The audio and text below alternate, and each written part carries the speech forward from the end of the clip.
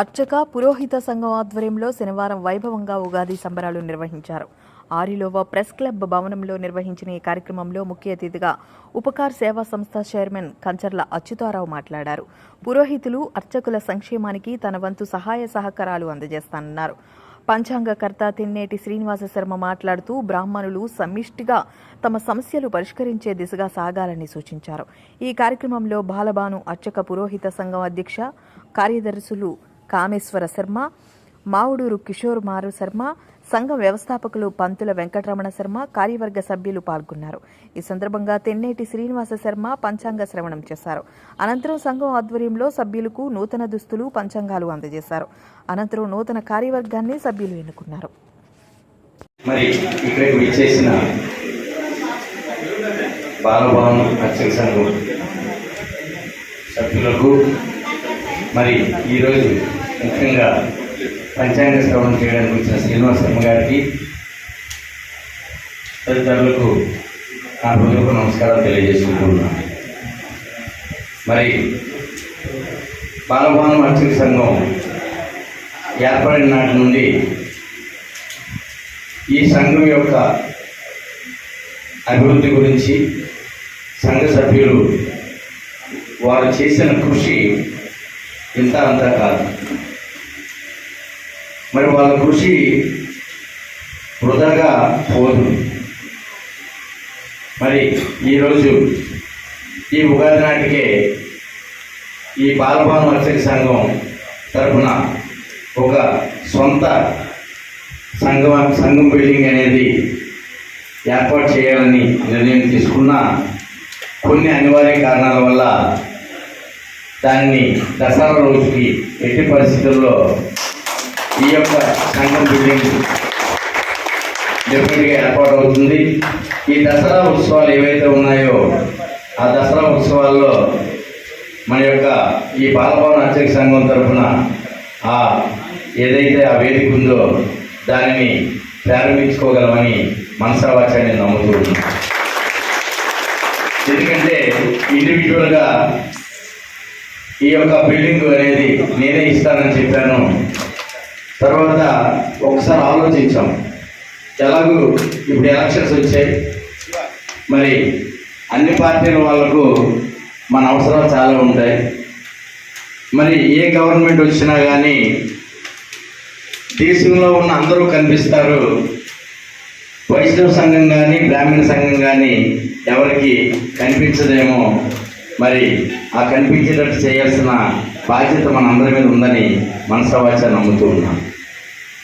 మరి ఆ బిల్డింగ్ అనేది నేను ఇండివిజువల్గా చేస్తే చాలా చిన్న బిల్డింగ్ అవుతుంది. ఎందుకంటే మనం సైట్ కొనుక్కొని అన్నీ మనం ఏర్పాట్లు చేయాలంటే కొద్దిగా ఇబ్బంది అవుతుంది. కాబట్టి ఉన్న పెద్దలు కొంతమందిని అంటే ఇప్పుడు మాట్లాడుకోవడం ఎలక్షన్ కోడ్ ఉంది. మరి నేనున్న పార్టీలో కానీ మిగతా కొంతమంది పెద్దలు కూడా చెప్పడం జరిగింది.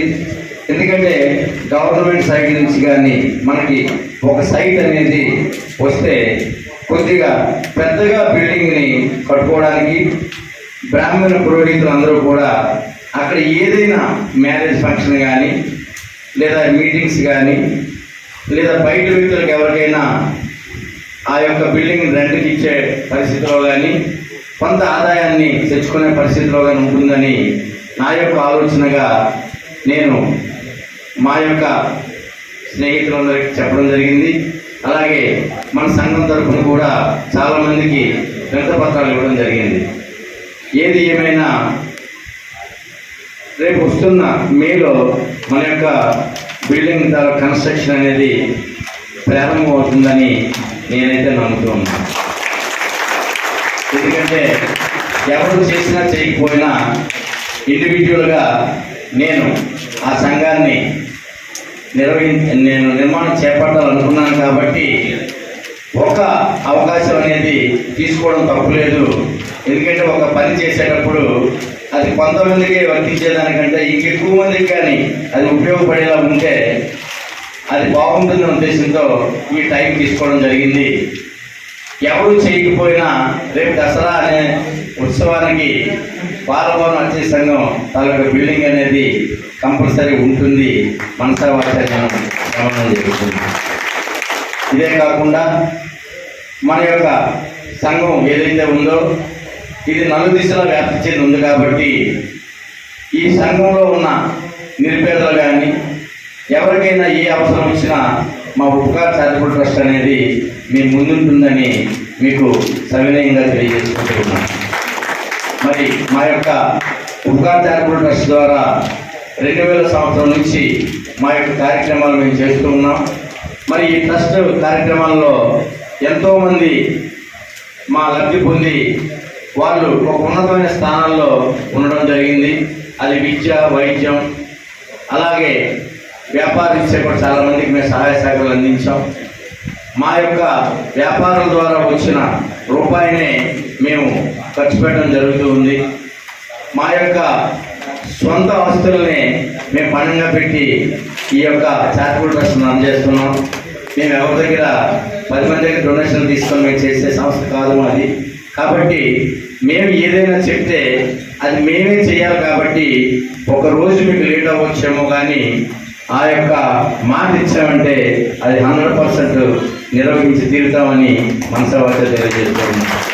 మరి ఈరోజు ఈ పంచాంగ శ్రవణం అనేది ఆంధ్రప్రదేశ్లోనే మొదటిగా మనమే ఈరోజు పంచాంగ శ్రవణం చేసుకున్నామని కూడా నేను అనుకుంటూ ఉన్నా. మరి ఎంతగానో శ్రీనివాసన్ గారికి మనసా వాచా నేను నమస్కారం తెలియజేసుకుంటూ ఉన్నాను. ఎందుకంటే పంచాంగంలో ఉన్న జాతకం అనేది నిజమో అబద్ధమో నాకు తెలియదు కానీ మానసికంగా ఒక మనిషి బలంగా ఉండాలి అంటే తనకు ఒక ధైర్యం కావాలి. ఆ ధైర్యమే పక్కన ఉన్న మనిషి నేనున్నాను అనే ఒక భరోసా. ఈరోజు ఈ పంచాంగం అనేది పుట్టింది యాక్చువల్గా కొన్ని యుగాల క్రితం. మరి పంచాంగంలో ఉన్న ఇందాక శ్రీనివాసరావు గారు చెప్పినట్టు పంచాంగంలో ఉన్నదంతా జరిగిపోతుందో జరగదో అని మనం పక్కన పెడితే మనం ఏదైతే కార్యక్రమం చేస్తున్నామో మన జీవిత విధానం ఏదైతే మనం నిర్వహిస్తున్నామో అందులో 10 మందికి మేలు చేసే విధానం ఏదైనా ఉంది అంటే అది సక్సెస్ఫుల్గా ముందుకు వెళ్తుందని నేను సభాముఖంగా తెలియజేస్తూ ఉన్నాను. ఎందుకంటే ఇప్పుడు మన జాతకం కానీ మన తాలూకా తిరిగి నక్షత్రాలు ఏవైనా